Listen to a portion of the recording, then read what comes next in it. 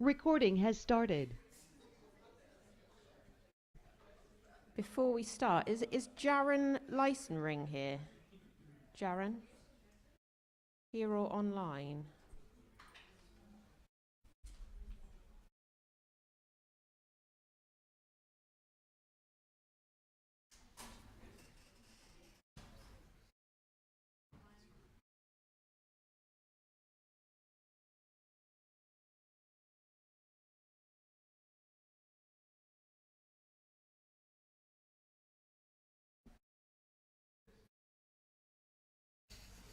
Okay.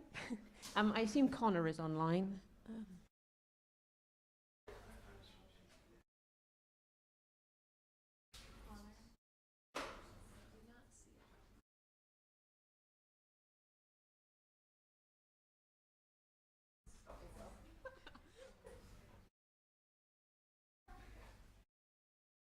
Okay, we definitely have 2 out of 4 speakers, so we're going to start. So, good morning, everyone. Hope you all had a restful evening yesterday. Welcome to the Solar System and Exoplanets 2 session. My name is Naomi Rogoni, I'm your chair. And we're going to start today with our invited speaker, Ian Wong. He's going to talk about studying small bodies with JWST. So you have 20 minutes. I'll give you 2 minutes. Okay. Okay, thank you, everyone. All right, everybody hear me well in the room? All right. So today we're going to start kind of closer to home, right in our backyard. And we'll be focusing on small bodies in the solar system. So why are these objects important? These are really the cosmogonic fossils from the earliest epochs of planet formation. So this is sort of a narrative that many of you are familiar with, especially people who work in planetary science. And the small bodies in the solar system really are the probes of the initial composition and physical environment of the protoplanetary disk. This is not, of course, not a straightforward process to back out this initial structure. There are a lot of intermediate steps, such as space weathering and other dynamical processes that sort of muddle the story. But the hope is that if we accrue enough spectroscopic information about these objects, we can then, as an ensemble, derive a lot of fundamental insights into the earliest years of the solar system. So being solar system objects, we have, of course, sent probes to these objects, some of these, for flyby missions. Here are just a few examples of Ceres and the Jupiter family comet 67P. So where does JWST and other space telescopes fit in this big story?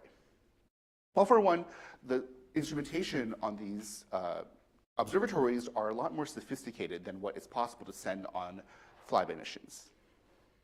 Specifically in the near infrared, JWST has a huge, substantial contribution to our knowledge of these objects, primarily because of the continuous wavelength coverage throughout the 1 to 5 micron region.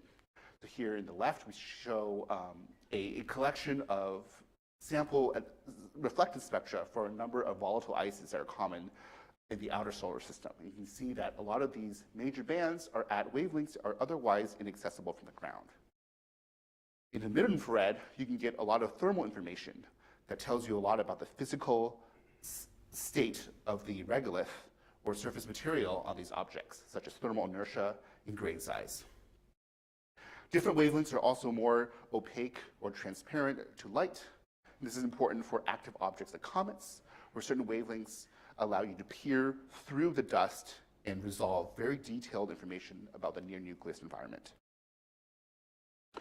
So JWST observes moving objects by tracking to the on-sky motion of these targets. So here's on the bottom left is an example of animation from commissioning observations of a main belt asteroid traveling at 67 milliarcseconds per second. You can see it's clearly nice and stationary on the field of background stars that are just whipping by. So starting from cycle 2, the speed limit, so to speak, for James Webb has been 75 milliarcseconds per second. And this enables observations of almost all moving objects beyond the orbit of Earth, including near-Earth objects and main belt asteroids. All right, so in the following, I'm going to go through a very kind of whirlwind tour of some of the highlights from the first year of JWST Science, primarily focusing on near-infrared observations from the guaranteed time observation programs. Perhaps the most spectacular event in planetary science in the past year was the DART impact of Dimorphos, which occurred on September 26, 2022. Here's an animation of what happened. While the main motivation of this mission was to test out planetary defense strategies, there's a lot of scientific interest also in studying the ejecta that results from similar impacts, which are very common on these small bodies. So James Webb obtained NIRCam images both before and after, immediately after the impact. And you can see this beautiful animation showing distinct plumes of material emanating off the surface of Dimorphos. This was actually the first time that coordinated observations between Hubble and Webb were executed. And you can see this comparison on the screen here, showing the different views of the ejecta immediately after the impact. And I'll note that the spatial scales here are very different.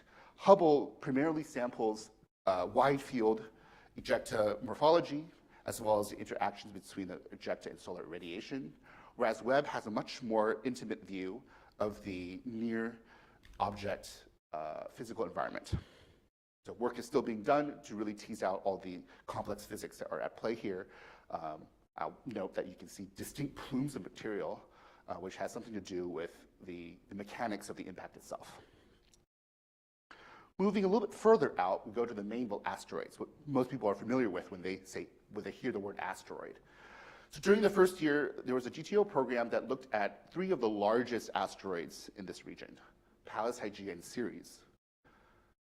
Here you see images on the upper right, what they look like. And here are the high-resolution spectroscopy from NIRSpec of the 3-micron region, which is a region that's very rich in important surface component absorption features.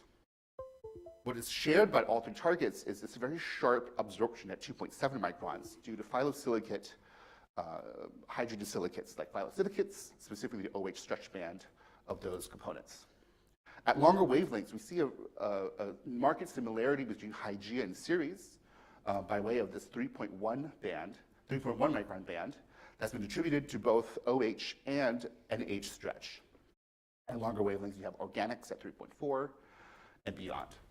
So the hydrogen silicates indicate that early on in the solar system, there was intensive melting of water ice on the surfaces that incorporated itself subsequently in the refractory materials on the surface.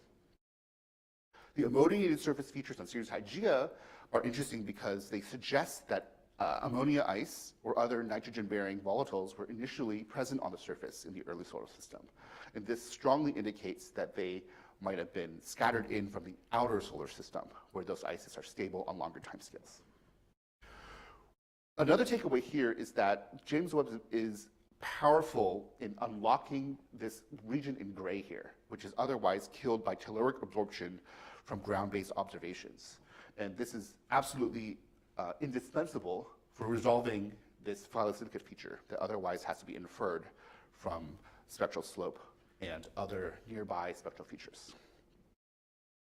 All right, comments.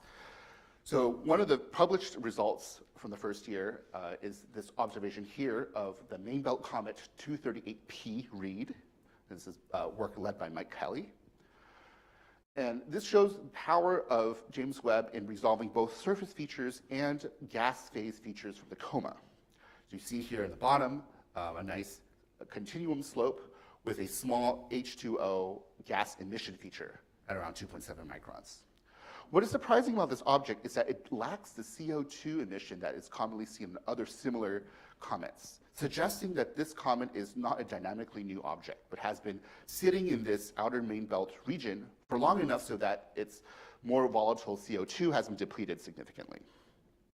Other comets observed during the first year include 22P Koph, as well as the spectacular green comet, 2022 E3, which approached Earth in late January.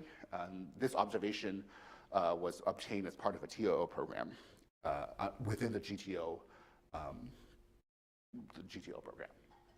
All right, so the rest of the talk will be really dedicated to the Kuiper Belt. The lion's share of time in the GTO programs were dedicated to these outer solar system icy bodies, primarily due to their faintness, but also it is the region where JWST will make the most substantial leap in our understanding.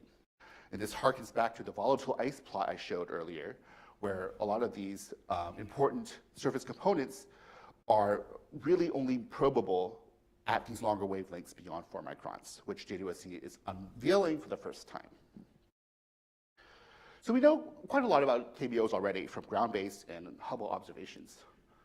We know that among the largest objects, there's a marked variety and diversity in albedo, color, shape, as well as the presence of satellites. And this diversity was really hammered home thanks to the New Horizons flyby of Pluto. And this is one of my favorite images in the bottom left, showing this highly variegated surface, very complex geography going on here, as well as this tenuous atmosphere that is visible in transmission here. So early attempts to understand this diversity have centered on volatile ice retention. Specifically, the hypervolatiles such as methane, nitrogen are only stable on the largest objects like Pluto, Eris, and Makemake, which have enough gravity to hold on to these sublimated materials for billion-year timescales. At smaller sizes, these hypervolatiles are simply lost. And we then have darker surfaces more reminiscent of comets. So starting with Pluto, we know a lot about Pluto from the New Horizons flyby. We know that it's a very diverse surface. So as a result, we obtained 4 separate observations providing complete longitudinal coverage of its surface. Here you see a grayscale map of the surface from the New Horizons mission, and the green hexagons correspond to the center sub-observer longitudes of the 4 observations. And here are the spectra. These are just spectacular. As a planetary science, this is amazing. So the takeaway here is that at every single wavelength, there's something going on in the spectrum. This is an extremely rich data set. Also, there's a marked similarity at all these longitudes. Really, the only difference is detectable between 4 and 5 microns. This is likely due to the fact that only one of the observations targeted the hemisphere that was opposite to the bright heart-shaped region, Sputnik Planitia, which is rich in water ice.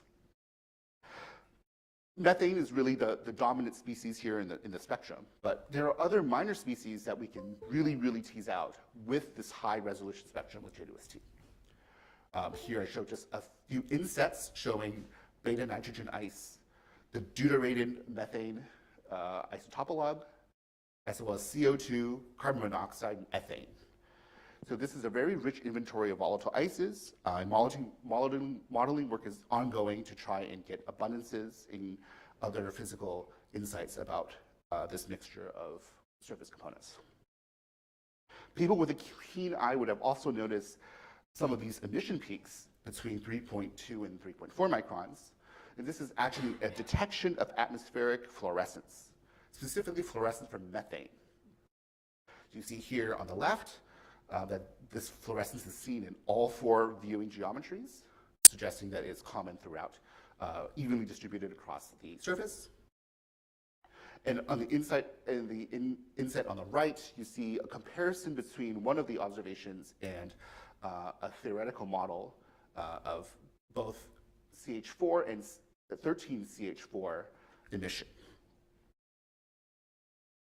So Pluto is not the only object that is methane dominated. In fact, the 4 largest TNOs, and this includes the irregular Neptunian satellite Triton, show very strong signs of methane ice on its surface. But they lie on a very clear continuum in relative abundance. So here on the right, I've arranged them in order of increasing methane abundance from top to bottom, with Makemake having the most methane. So there's a broad range of relative abundances and effective path lengths, as well as possible variations in the deuterium to hydrogen ratio, which can be inferred by modeling the CH4 and CH3D bands beyond 4 microns. There's also strong evidence for aliphatic organic species, primarily ethane, on Makemake. Meanwhile, Triton, while being relatively weak in methane shows very strong CO2 features, which I will illustrate in these insets here.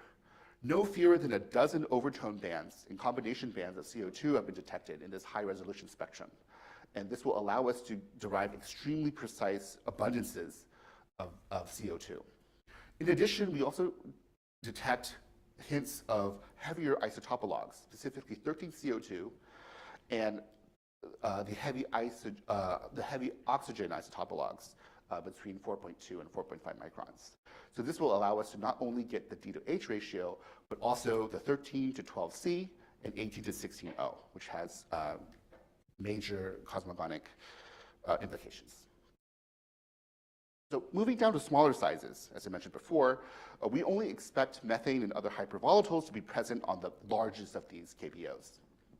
So as we go to smaller sizes, we were talking about 1,000 kilometers in diameter, we indeed see that methane is now absent.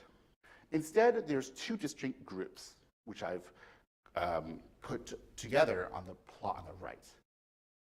2002 MS4 and Silesia have reddish slopes and strong water ice absorptions. And what's really notable is this little peak here at 3.1, which is a crystalline Fresnel peak.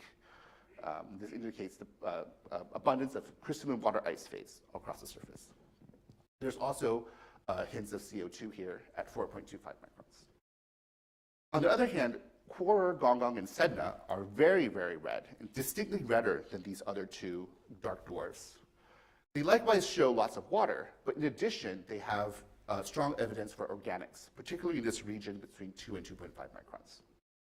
This indicates higher abundance of carbon-bearing species in the initial volatile inventory of these objects immediately after their formation. I'll also note that there's an accompanying large GEO program from Cycle 1, about 90 hours, looking at more than 50 objects in the TNO population with the PRISM mode of NIRSPEC IFU. And those, the results from that large survey also indicate these two broad groupings between red and very red objects that show distinctly different surface ice compositions. The main correlation here indicates that in the very early solar system, there were probably very sharp gradients in the ice, condensed ice fractions, indicating that objects that form at different heliocentric distance likely accreted with distinctly different surface compositions. So by synthesizing these results with dynamical studies, we may be able to back out this detailed compositional structure in the outer solar system. So how about the internal composition of these objects? How can we look at them? Collisions offer a very unique view by exposing pristine bulk composition to the outside. The only known collisional family in the KBOs is the Haumea collisional family. And early modeling suggested that this object might be internally differentiated with a rocky interior surrounded by almost a pure water ice mantle. And indeed, JWST observations of 4 of the family members from this collision show predominance of water ice, both in amorphous and crystalline phases. And this supports this hypothesis that the fragments in outer layers from Haumea's parent body were dominated by this water mantle. So I will finish with a few kind of exotic, sort of unexpected observations from the first year. Centaurs are inward scattered Kuiper objects, and they're useful because they can track the effect of heating and subsequent thermal processing on the surfaces of these icy objects as they go to smaller heliocentric distances. On October 18, 2022, there was a TOO observation of an occultation of Chiriclo as it passed in front of a background star. And while the central body was missed by this occultation, what we saw instead was occultation of this ring, a ring around Chiriclo that's been previously documented from earlier occultation events. And this shows the power of high cadence observations of NIRCam in resolving these very fine features. There was also follow-up observations with NIRSPEC that revealed a water ice rich surface consistent with a lot of the other dark dwarfs that we saw earlier. And this is also publicly released subsequently, soon after the observations were taken. So we heard a lot about exoplanet systems yesterday, and we will hear about them more at the end of the session. But I would like to remind you that occasionally exoplanet systems come to us in the form of interstellar objects. And this is sort of a new frontier in planetary science. So far, there have been 2 detections, and the 2 objects, Oumuamua and Borisov, are extremely different and very challenging to explain in many respects. Oumuamua has this extremely distended shape, evidence for non-gravitational acceleration that's a little bit contentious in the literature. Meanwhile, Borisov looks like a typical main solar system comet. It has a beautiful tail, volatile ice, volatile gases in the coma that have been detected for both ground-based and space-based observations.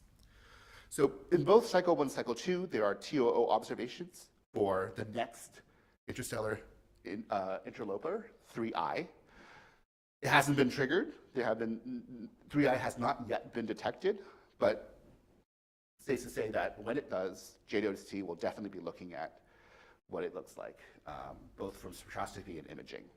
So that will be exciting. So I'll conclude by just shouting out a huge team of people.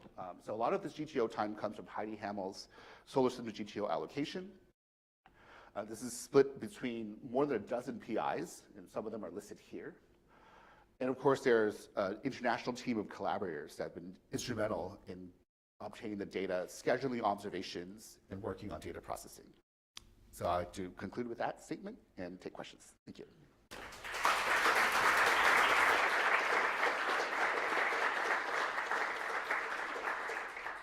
Thank you, Ian. We have quite a lot of time for questions, so I hope there are some online or in the room.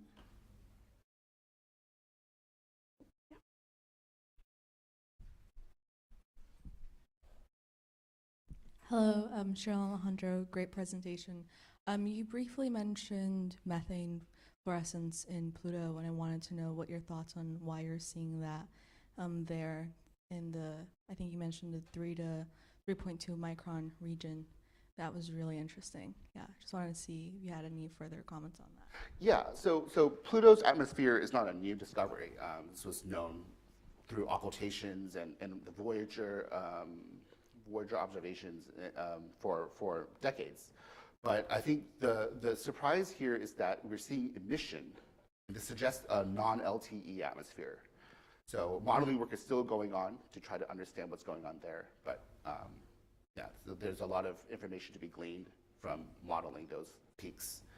So yeah, stay tuned.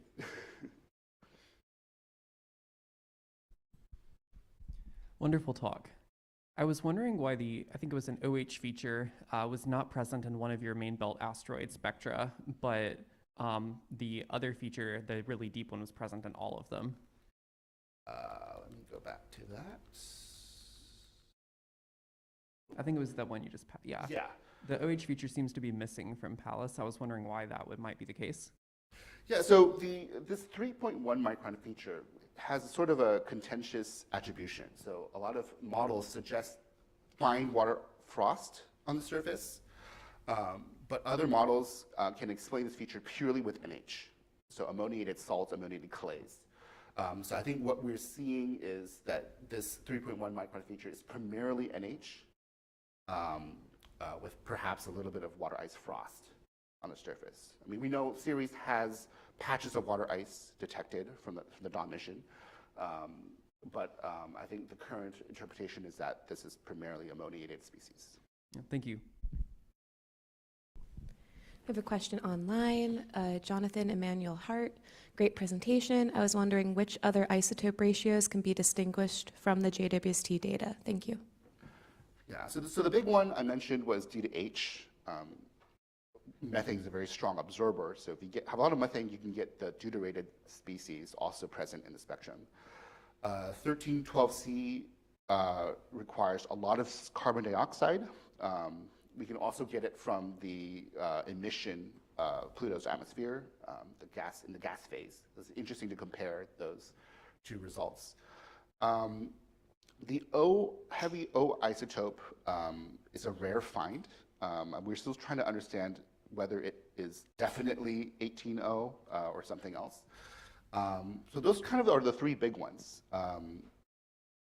Nitrogen is not a very particularly strong absorber, so you would need a lot of nitrogen to get nitrogen isotopes. So yeah, those are the three big ones, definitely, yeah.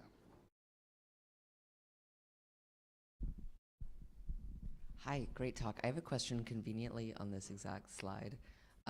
So you mentioned that like we can now resolve this phyllosilicate feature when previously we had to infer the feature based on the various measurements of the slopes.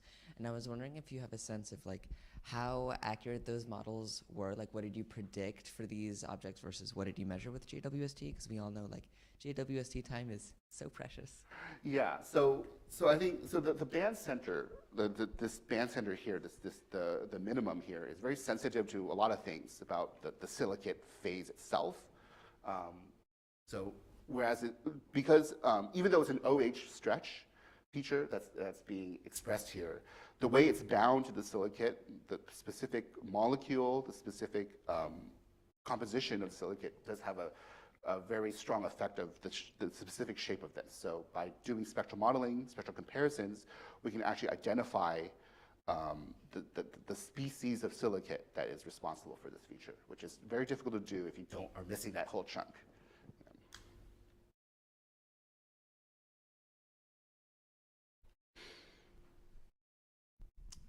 Thank you. Great talk, Ian. This is wonderful. And I just want to say, as a non-planetary scientist, these spectra are amazing too, I think. I wonder if you can speculate on what you think JWST will tell us about the formation or evolution of the Kuiper belt that we don't yet know.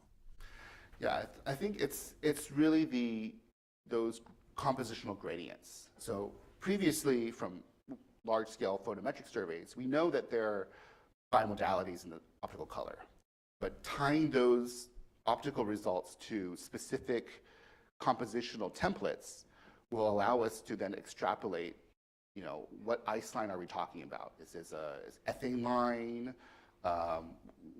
Where are the compositional gradients? There's a lot of work on the dynamical side to reproduce the very complex dynamical structure of the Kuiper belt, which is a consequence of the early dynamical evolution of the outer solar system.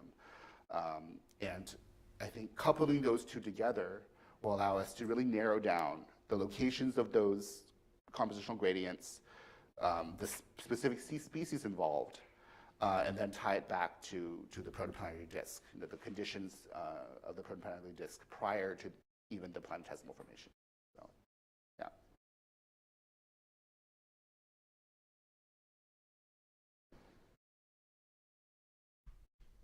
Any other questions in the room, online? No? Okay, let's give our invited speaker another round of applause.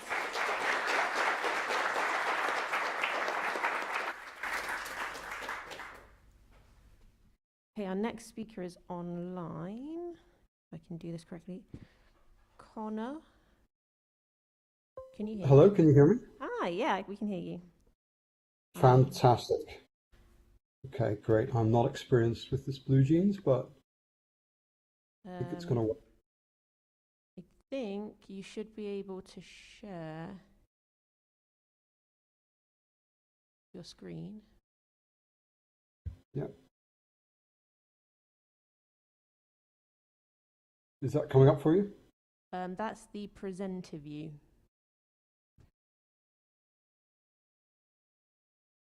How about now? Yeah, that's better. Let me just... is that okay for everyone? Yeah? Okay, great. I can do technology, I promise. Okay, right. So we have Connor, who is going to speak about the atmosphere and surface of Titan from JWST and Keck observations. You have got 12 minutes, Connor. I'm going to interrupt you at 2 minutes just to tell you have a 2-minute warning. Okay? Okay, great. Well, again, thanks for allowing me to speak at this exciting JWST first year workshop. And it's great to be able to follow on from Ian with his terrific presentation about the smaller bodies of the solar system. So I'm now going to talk about just one body, which is Titan, and one of the most intriguing and fascinating bodies in the entire solar system due to the complexity of its atmosphere. So due to the short time, I'm not going to go into the background about Titan in detail, but just kind of delve straight into the observations, and please pull me up with questions afterwards. So this talk is going to focus on the observations that were made with the JWST under a GTO project, again part of Heidi Hamel's solar system year 1, cycle 1 observations, and this is GTO 1251, focusing on the surface and atmosphere of Titan. But I will also talk a little bit about some support observations that were done with the Keck Observatory that turned out to be very, very interesting in terms of helping us to interpret the JWST observations. All right. So this GTO 1251 observation campaign of Titan, of course, due to the elongation restrictions of observing with JWST, we had to focus on the times when Titan was actually available or the Saturn system was available for Webb. The upper trace here, and this is taken from the 2016 paper that describes the upcoming observations, which is in PASP, if you want to go and look at it. This shows the the first available window after commissioning, which was in fall of 2022. And these blue regions here that are shaded on the solar elongation are the times when Titan is actually available to look at with Webb. The middle trace here shows the corresponding angular size of Titan during the observation windows, and then the lower trace shows the subsolar latitude on Titan, which is basically the season on Titan. So you can see the sunlight is moving from the northern hemisphere towards the equator, and then with an equinox in 2025, and then going into northern fall, and then the southern summer coming up. So this is the first time we were able to look at Titan. The second window that we had was in July of this year, and as I'll describe, we actually used both these windows. So we separated our observations actually into two phases. We had a phase 1 where we looked at the trailing hemisphere of Titan, which is seen here, just shaded in this yellow. This is approximately the viewable hemisphere of Titan. And then this was done in November of last year. And then in phase 2 of this year, we looked at the leading hemisphere. And there's a couple of reasons why we did this. One was to make sure that we got our settings correct with NearCam and NearSpec. And the second thing was that we had a delay to being able to use MIRI, so we decided to push that out into a little bit later in cycle 1. Okay, so let's take a look at the November observations with NearCam. So when we got our raw observations back, we had used a lot of different filters. This shows the short wavelength filters of NearCam, where Titan, of course, is better resolved than in the slightly longer filters. A lot of these filters actually were just seeing either the upper atmosphere or the middle part of the atmosphere, but as we go to longer wavelengths, particularly, we begin to see deeper in the atmosphere, and particularly here at around 2.1 microns, you begin to see some of the surface features emerging. Now here in this narrowband filter at 2.12 microns, you see something very interesting, which is that there is a bright region here, I hope you can see, in the northern hemisphere, and this is actually a bright large cloud on Titan.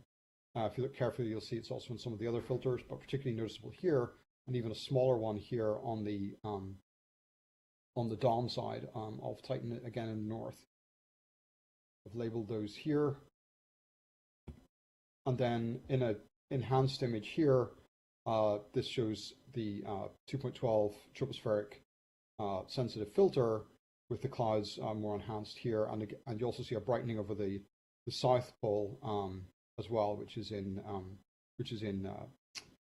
coming out of winter at this point, and that appears to be either a large condensate cloud or something in the stratosphere. We're still working to determine exactly what that is. And then here, combining the surface and atmospheric filters, you see some of the well-known surface features of Titan, these dark dune fields, sort of brighter mid-latitudes, and then these very bright clouds here. And we've labeled some of the lakes that are also sort of dimly visible here. which correspond very nicely to the Cassini observations that were made with Cassini imaging system. And then because we saw these clouds, we decided to try to queue up at very short notice some observations with Keck to try to do follow-up on the clouds, see if they're evolving over time. We triggered sort of a target of opportunity campaign with Keck that's available to in some of the twilight time with some of our colleagues, Imke de Pater, particularly at Berkeley, Catherine de Clear at Caltech, and we were able to get observations in these 4 filters. And again, this this H2 1 to 0 filter here turned out to be very useful for seeing the clouds. So we got these observations just a couple of days after the Webb observations. The Webb observations were November 4th, these are November 6th, and then here on November 7th. And you can see these clouds kind of persisting in the north and seeming to evolve over time. So again, just showing a comparison here between JWST and Keck, of course, here using adaptive optics. And with very good seeing conditions, we were able to get very, very nice resolution on Titan, similar to Webb. So this was our first, I think it was a Webb blog release that came out in December of last year. Now, the explanation for this dynamically is that because there's warming of the sun in the northern hemisphere, there's essentially one pole-to-pole circulation cell where air rises in the northern mid-latitudes, circulates to the south pole of Titan, and then recirculates back to the north. And because there's rising air that's enriched in methane, this forms clouds in the troposphere, where the temperature profile cools off towards the tropopause at 45 kilometers. So somewhere around about 30 to 40 kilometers, we get clouds forming on Titan. And the exact longitudes that these appear at seems to be driven by wave motion. So this is all material that we're going to put in our forthcoming first look paper with the Webb data. Again, this pattern of clouds fits in with our overall pattern of clouds on Titan. This dates all the way back to the Cassini era, where we saw the clouds in the southern hemisphere, and this shows the latitude versus time of cloud apparitions. And then you see after the northern equinox, particularly the clouds moving into the northern hemisphere in the summer. So this is in line with what we expect, and we'll be looking in future coming years with Webb to be able to monitor this pattern and see if it agrees with our climate predictions for Titan. Okay, so moving on to NearSpec, again, this is from November 22. This was our first look at Titan right across this 1 to 5 micron region with the high resolution using the NearSpec IFU mode. We saw many bands, some of which had been seen before, some of which have been partially seen from ground-based, some of which have been seen at lower resolution from Cassini VIMS, which was about an order of magnitude lower resolution. But some of these bands were really not seen clearly before, and we're seeing them for the first time at very high spectral resolution. Just to kind of zoom in on some of these bands here, you can see a very nice methane band here, 3.3 microns, deuterated methane, 4.5 microns CO, and then zooming in again here, there's some very weak CO2 emissions, and we're in the process of modeling these right now to determine exactly which part of the atmosphere these emissions or absorptions are coming from. We believe these are coming from the middle to upper atmosphere on Titan. So this part of the spectrum really on Titan is showing us it's a thermal reflected sunlight spectrum and also some emission from the upper atmosphere. So fast forwarding by about 8 or 9 months, we get to the July 23. So this is relatively new data that just came in the last couple of months. We're still working to understand and absorb this. We got further imaging with NearCam, this time on the trailing hemisphere of Titan. And I've shown just the raw images here. You can see in the top, particularly the short wavelength filters, and then getting into the longer wavelength filters in the bottom where Titan is slightly larger. The pixels are slightly larger, so Titan appears smaller in terms of pixel scale. And then again, we were able to tie into a campaign with Keck. So these images here are from Keck, and the highlighted observations on July 11th is the same day that we got observations with Webb. And you can see a nice correspondence here on the right between the JWST NearCam 212 filter and the Webb and the Keck imaging. Warning, Connor. So these are looking pretty similar. The nice thing about the Keck campaign that ties in with Webb is that we're able to get sort of a time series here and see this cloud again evolving over time and appearing to brighten and strengthen in the north. But the big thing that happened in July was that we got our first look at Titan with MIRI in the MRS mode. This was something that we've been holding off due to some of the work that was being done to understand the MIRI instruments, but we were finally able to get our first MIRI MRS data, and this was really exciting.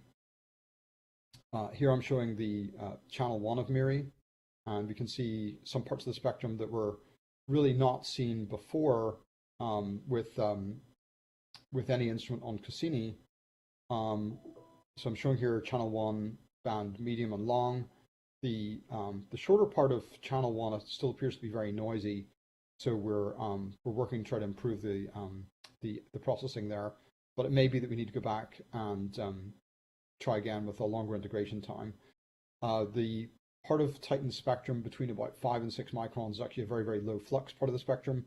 It falls right in between the solar reflected spectrum and the thermal emission spectrum, which you see here beginning to ramp up with these methane bands and some other hydrocarbon bands.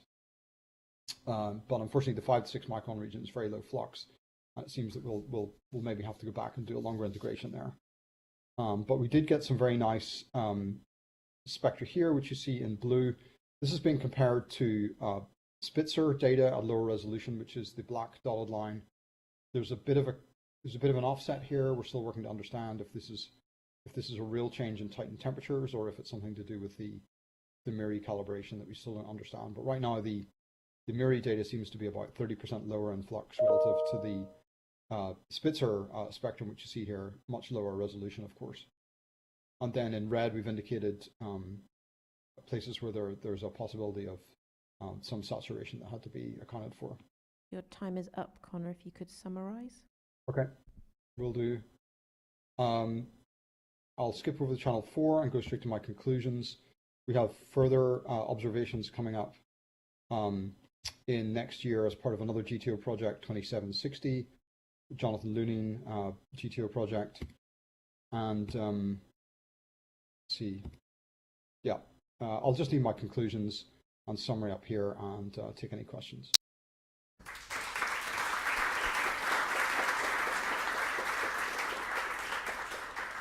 Thank you so much, Connor. Do we have any questions in the room? Are there any online? Oh, everyone. Thank you for a very nice talk. On your November 6th Keck data, there was a bright spot in bracket gamma. I was just wondering if you could comment on whether that was real or what that is. Okay, back. That's here, just this bright spot.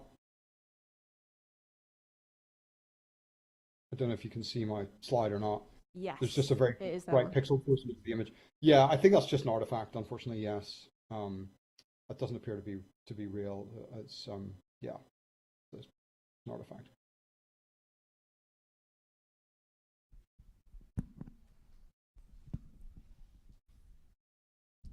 Hi, this is Perhorns Patapis. Very interesting. Quickly on this Keck JWST synergy, could you now kind of get some insights of how to optimize observational strategy and understand what you can get from ground and what you really cannot get, and really, change your strategy moving forward? Yeah, so it's a really nice synergy. Both observatories actually have advantages. With Webb particularly, of course, the big advantage is that we get the entire near-infrared spectrum. So the spectroscopy, I think, is the real strength of Webb. And of course, we don't have any problems with atmosphere. With Keck with adaptive optics under really good seeing conditions, because Keck is a 10-meter mirror, we can actually get a very slightly better spatial resolution. So you see here, if you compare JWST to Keck, you can see that maybe the Keck is a little bit sharper by about 50%. Of course, it is very dependent on atmospheric conditions. The other nice thing about Keck is that we can, of course, get more observations because we can use part of the Twilight data campaign to get this long time series, which is, of course, on Webb, we're more constrained with observing time. But then Webb does give us the full near-infrared spectrum that enables us to really get the altitudes of the emission. So it's much harder to figure out what the altitudes of the emission are from Keck, but with Webb we can do that. And there's a few things we haven't tried yet. So Keck does have its own near-spec instrument, but it doesn't get the full spectrum in the near-infrared. But the parts of the spectrum that it does get, the spectral resolution can be a little bit higher than the Webb instrument. So we're looking forward to doing much more synergy going forward. But to summarize, both the observatories really have complementary strengths, I would say. Okay, that's all we have time for. Thank you so much, Connor. Let's thank our speaker again. Thank you.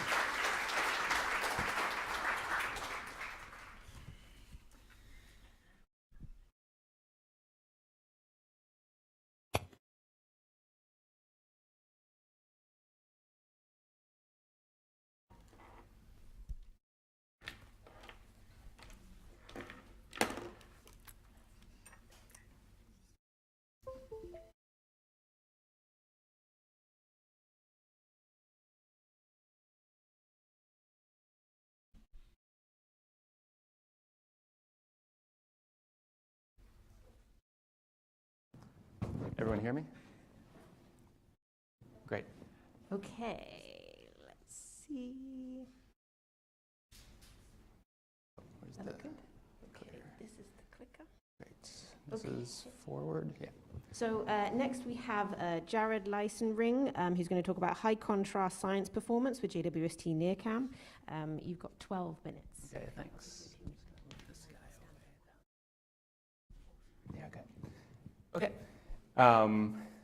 Great. So thanks everyone for being here.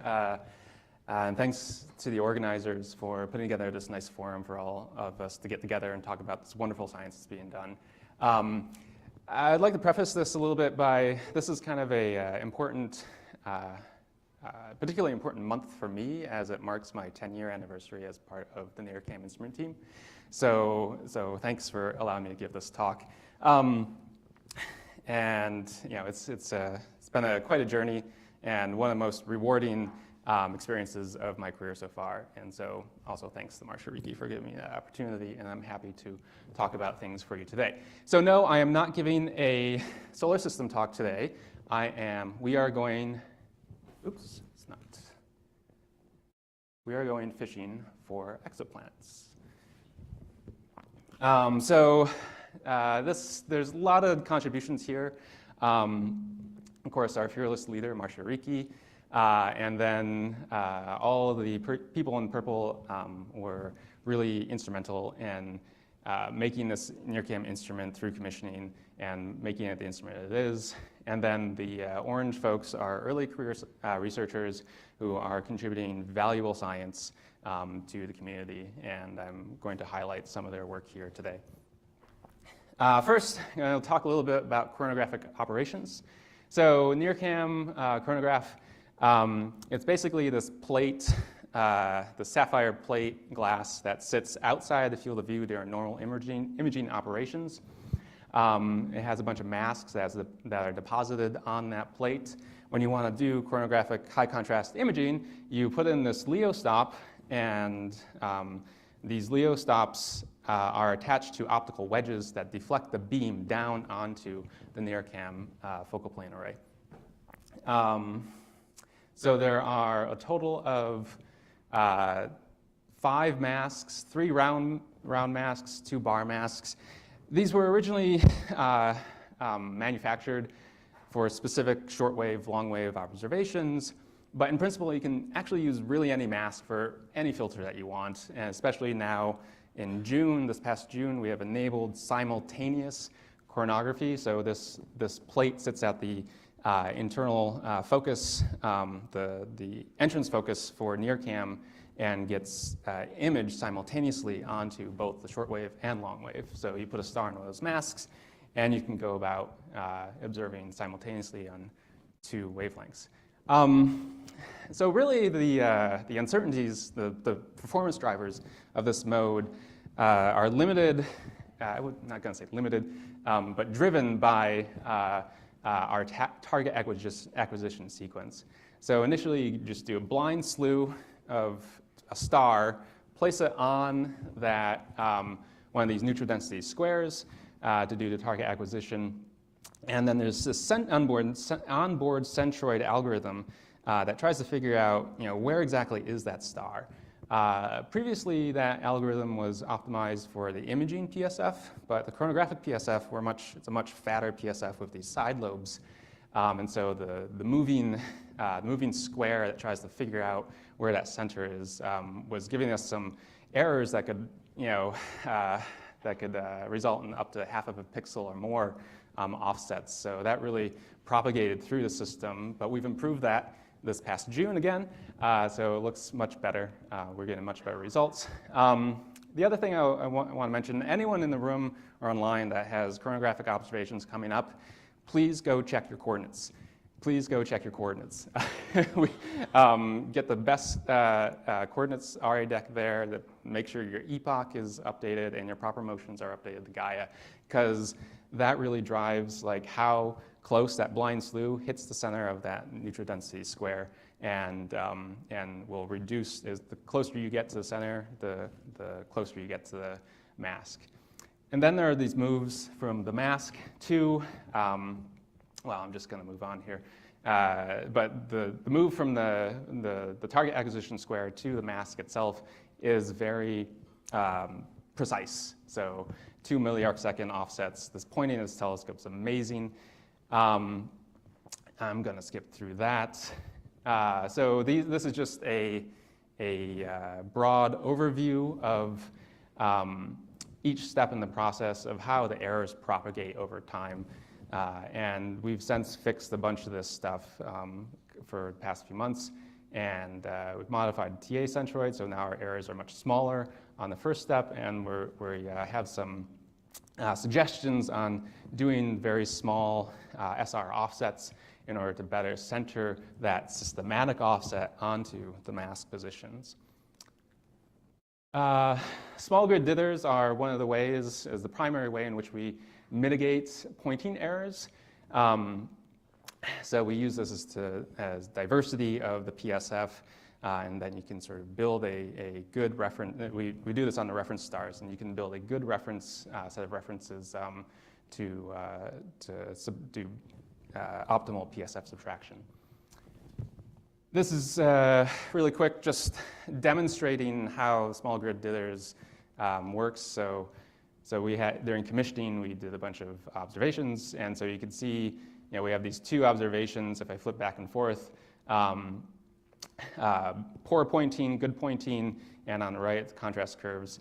And so in all, actually, the small grid dithers does a really good job. It's only a factor of 2 contrast improvement in the end. So, and there's our very first high contrast image of a white dwarf companion. All right, science.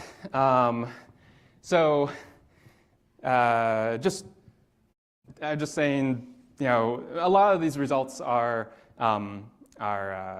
already public and published, but there's a bunch that early career scientists are working on, so just ask to, please be mindful. So Sasha Hinckley gave a really nice talk yesterday, this wonderful work by Aaron Carter about this first exoplanet companion by NearCam, HIP 65426b. This is really great work. We can do photometry, astrometry, get the bolometric luminosities with MIRI, and do constrain the mass of the exoplanet through atmospheric and evolutionary models. I'd like to point out, so here are the contrast curves in red of those observations, and we have really good tools available for the community to predict these contrast curves for proposals. And so this was generated by this tool that I wrote called PyNRC. And what it's showing in blue are the differences in wavefront error drift between the science observations and the references. And so we are getting between 2 and 5 nanometers of wavefront error drift, or that's what the simulations are showing, and that's about what we're getting in flight based off of the telescope teams, the optics teams' wavefront error measurements.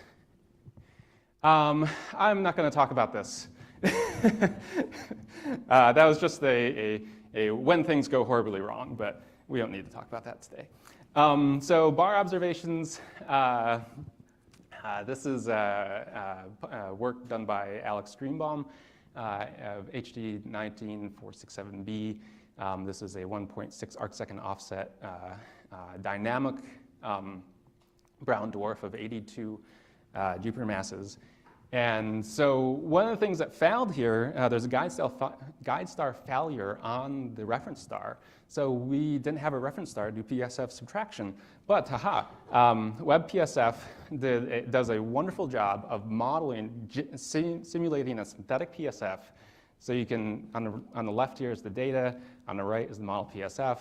It's not exactly, but this was early days, but we've improved this quite a bit. And but even still, we have really high signal and noise observations with this PSF subtraction, and allows us to do atmospheric constraints.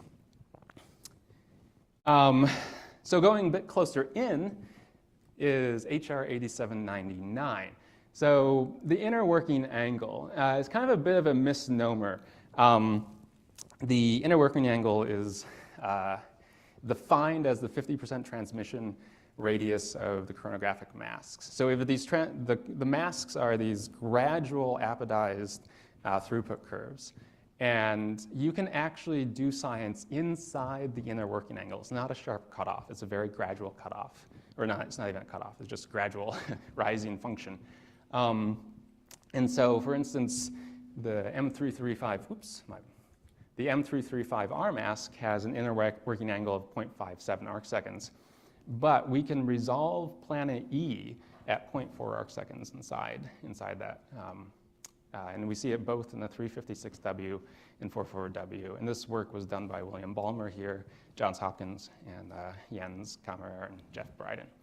And so this is, you can forward model all these planets together and get a really good, set of observations. What can NIRCam do with disks? Disks are, and so this is work done by Kellen Lawson, just down the road at Goddard, and AU-MIC it's this young M dwarf with a debris disk, and we see this disk, gorgeous disk, in NIRCam's 356W, 444W. So Kellen has developed this nice forward modeling code called model constrained reference differential image to subtract away that disk and look for planets. And so it takes into account the changing PSF across the mask and does a really amazing job of subtracting. You can see those residuals. There's nothing there except for a faint background galaxy. And we can get down to 0.1 Jupiter masses for this target and really constrain the what's there. And similarly, this is ERS case 141569. You can do deconvolution and so there's these two binary M dwarfs surrounding this Herbig AEVE star, and you can see the disk emission in the raw image. And so you have to subtract away these PSFs, and then you can do a deconvolution method to look at the disk. And it just looks amazing. It looks exactly like the Hubble images in some ways, just the deconvolution. Then Max Miller-Blanchard is using that as an input model for forward modeling. And Cameron Mullen will give a talk on this on Thursday. So this is my program. And so I'm really excited for her to give this talk on Thursday. And then we have more stuff coming. And I don't need to talk about this because Sasha talked about it yesterday, and here are my summaries.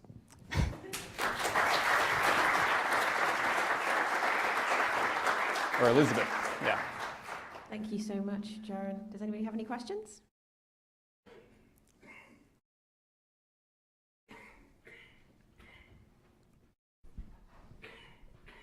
I just wanted to underscore Jaron's word of caution about getting things like epochs and proper motions right. And by adding one point, is APT does allow you a variety of units of proper motion, and it's also important to get those right. There is a big difference between seconds of time and seconds of arc, and milli-arc seconds and arc seconds. So we have fortunately caught a few situations, but please be vigilant. Does anybody else have any questions? Hi, Jaron. It's Brother Hernes. Very cool stuff with the WebPSF modeling. Do you feel that in the future you can push the modeling to an extent where you can just use the metadata of the instrument to, improve on observational time of reference stars, or, for the simpler targets, just avoid taking a reference star? Yeah. Thank you for that question. Actually, so for the program that Cameron is going to talk about on Thursday, we don't have reference stars. So we're sort of looking mostly concentrating on roll subtraction, but I've been able to, at least with PDS-70, been able to use WebPSF. Just preliminary, I just got the data like a couple weeks ago or something, and I've been able to do a rough subtraction, and I see the disk, and it can be refined for sure, and there are things to do, but yeah, it's been getting better this past year, taking small steps. Yeah.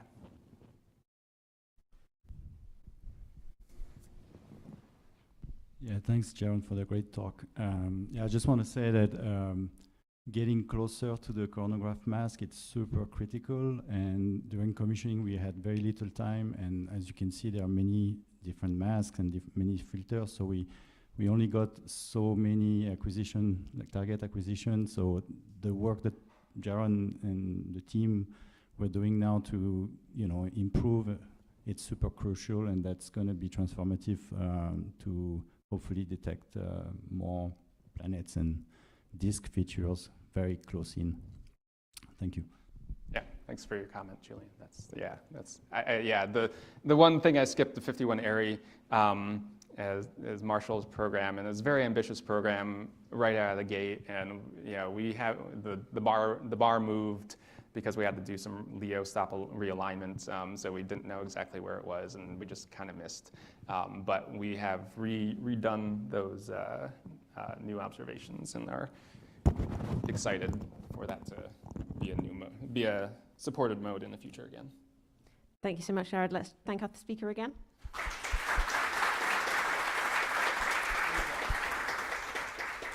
Okay, so next we have Ward Howard, who's going to talk about characterizing near-infrared spectra of flares from TRAPPIST-1.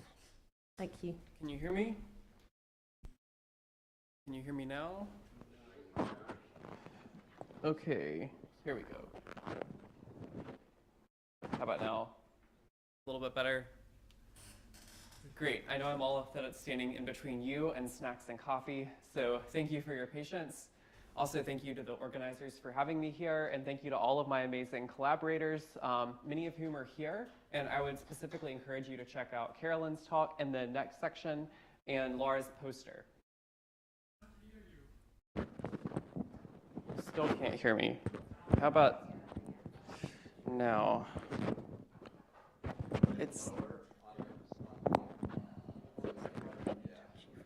Thank you, it's okay. I really appreciate it. How about now? Okay, thank you. So as we've discussed in talks yesterday and today, JWST is beginning to characterize the atmospheres of terrestrial exoplanets for the first time. And terrestrial planets that are amenable to transmission spectroscopy with JWST orbit M-dwarfs due to signal-to-noise constraints.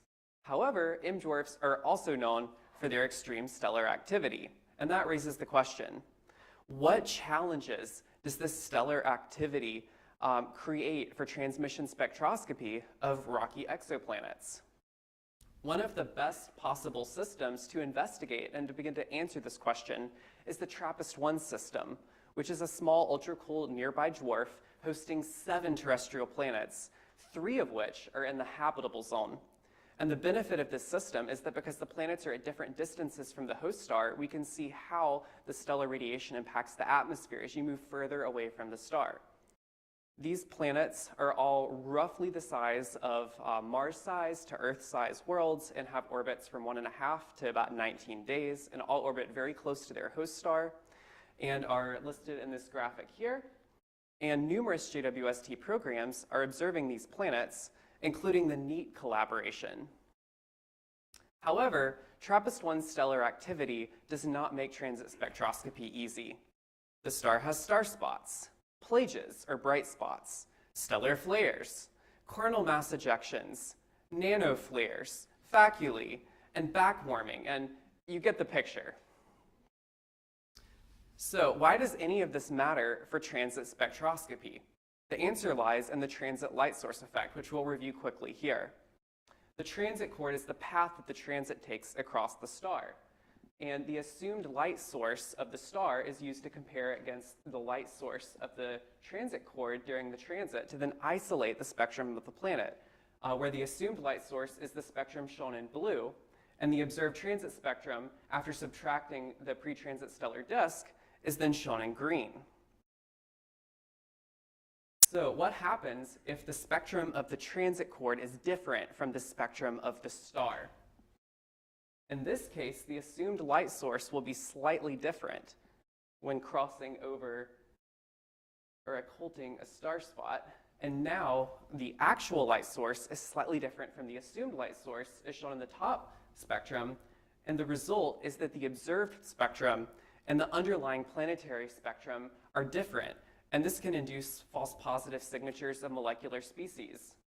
So to summarize, transmission spectroscopy assumes that an out-of-transit, disk-integrated spectrum of the host star can be subtracted to isolate the spectrum of the planet.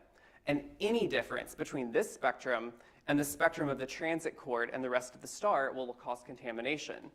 This can include occulted star spots, unocculted star spots, and sources of time variability, such as stellar flares. And for the duration of this talk, we're going to focus on time variable sources, such as flares. Why? Because flares are not as well considered or studied in terms of their contamination as are star spots, primarily because flares are transient sources of contamination, while spots are persistent sources of contamination. Flares peak at near UV to optical wavelengths, but they emit across the electromagnetic spectrum, as shown in the spectrum of flares below. And most flare spectra are roughly consistent with a 9,000 Kelvin flare blackbody, although hotter and cooler flares and other deviations from this spectrum are also observed. The key point of the spectrum, though, is that the IR exists in the Rayleigh-Jeans tail of the spectrum. And so we want to understand how the Rayleigh-Jeans tail of these flares appears when we're trying to decontaminate the transit spectra. We're specifically also going to focus on X-class flares, which on our own sun are often correlated with coronal mass ejections. And these flares occur multiple times a day on M-dwarf stars, although they only occur roughly monthly on the sun near solar maximum. These sorts of flares can give contamination levels of up to 1,000 parts per million or higher during a flare if you extrapolate that 9,000 Kelvin blackbody out to about 3 microns. So before we continue, what is a solar or stellar flare? Flares occur when charged particles are accelerated down magnetic field lines after a magnetic reconnection event, which then heat the plasma of the star. And this produces a light curve such as the one shown below with a fast rise and exponential decay profile that can last anywhere from seconds to hours. It turns out that TRAPPIST-1 is a very active flare star. The K2 light curve of TRAPPIST-1 is shown on the left in purple, and a flare that occurs during the transit of TRAPPIST-1H is shown on the right. And 2 to 6 of these flares occur from TRAPPIST-1 each day, which gives roughly a 30% chance of a given transit being strongly impacted by a flare, such as what happened with the K2 light curve of TRAPPIST-1H here. This has also been happening with all of the nearest and near-spec observations of the star, and so far about a third of them have been impacted by transits, or have been impacted by flares.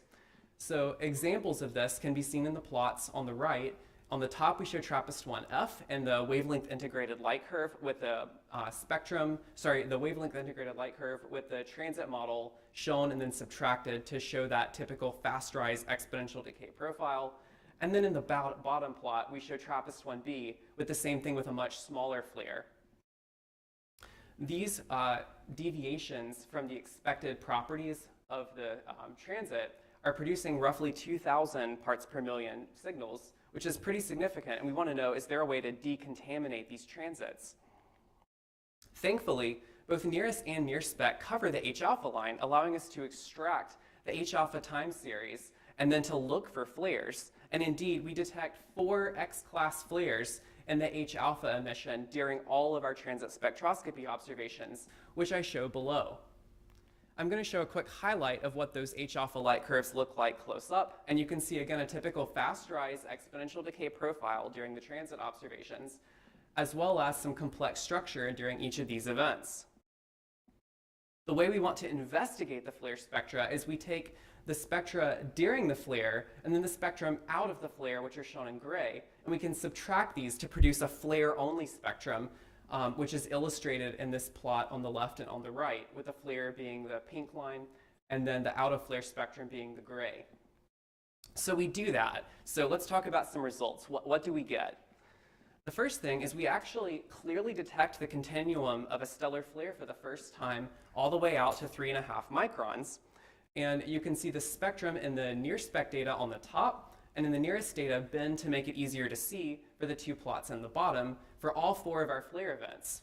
And we see consistent behavior in the Rayleigh-Jeans tail with the data in gray and our flare model with the Rayleigh-Jeans tail shown in red. And of course, we don't do this just during the flare peak, which is what each of these instances are, but we also do this for all of the integrations during the time series. So I'll show a quick movie of what that looks like for the first flare, for flare 1.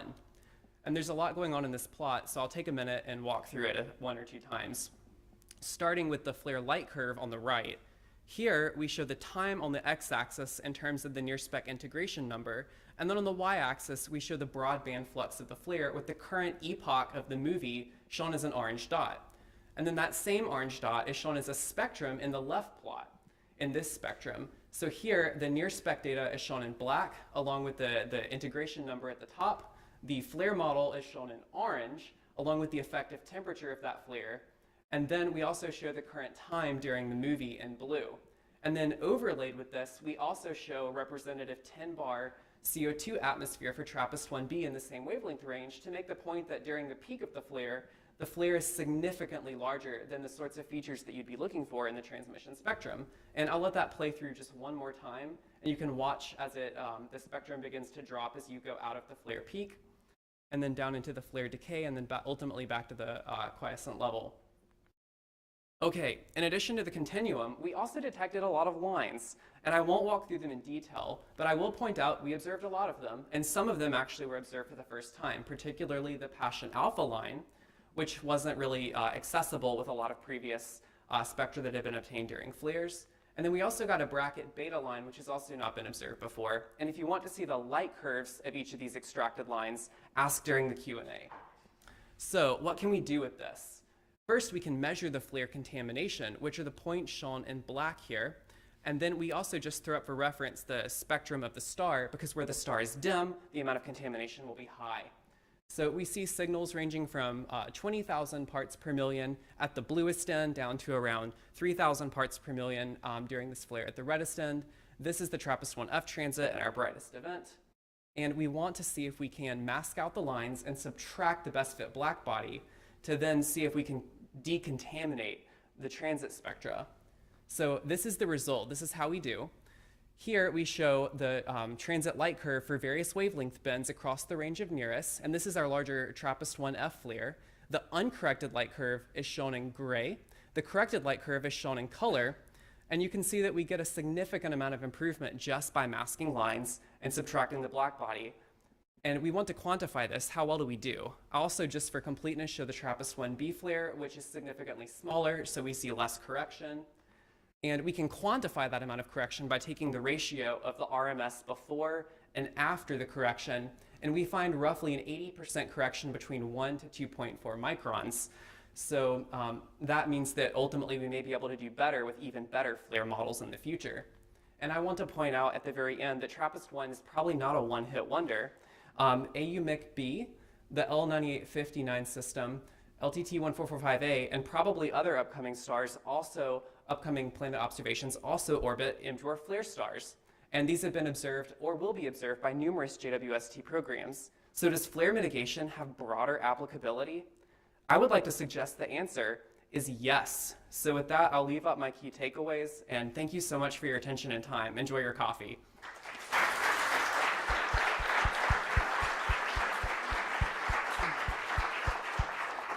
Thank you so much. Great timing. Do we have any questions? Yeah. Oh my gosh, lots. Okay. Hi, thank you for your talk. I was just wondering, since the Rayleigh gene still drops off so much, would this still be an issue for MIRI LRS transits? Yes. There was a cycle 2 proposal that didn't quite make it across the finish line where we were going to try to directly constrain that. AUMIC, for example, emits flares large enough to produce like a 500 to 700 parts per million effect during a given 10-hour monitoring campaign.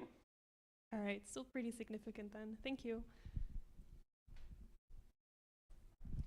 Hi, Kieran Rogers, Leiden University. I just have a very quick question. Do you have off the top of your head the equivalent widths of bracket beta and Passion alpha from the flares?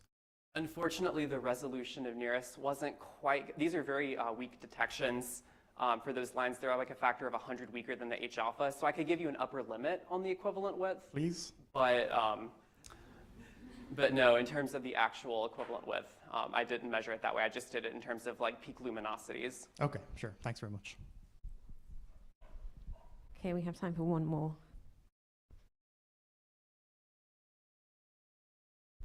Hi, my name is Aklan from University of Florida. Thanks for a great talk. So when you looked at the best fit model spectra for the flares for a given effective temperature, there were some jumps in the spectrum. You mean for the orange lines in one of those this plots? one? Yeah. So what are these jumps caused by? That is a great question. I was hoping someone would ask.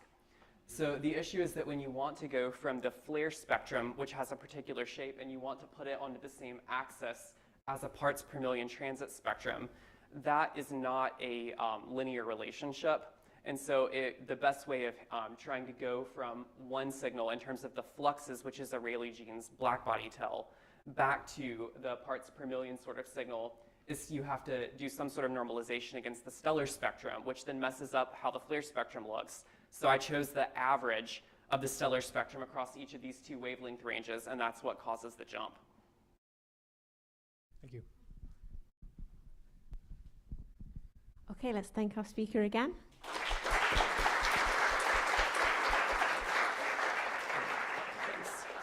Before you go to coffee, just to say that there is a new group on the Slack that is for organizing social like things afterwards. So if you don't have plans for dinner and you want to make plans for dinner, then look on that Slack group and you should be able to find something. And we continue again at 10:45. Thanks.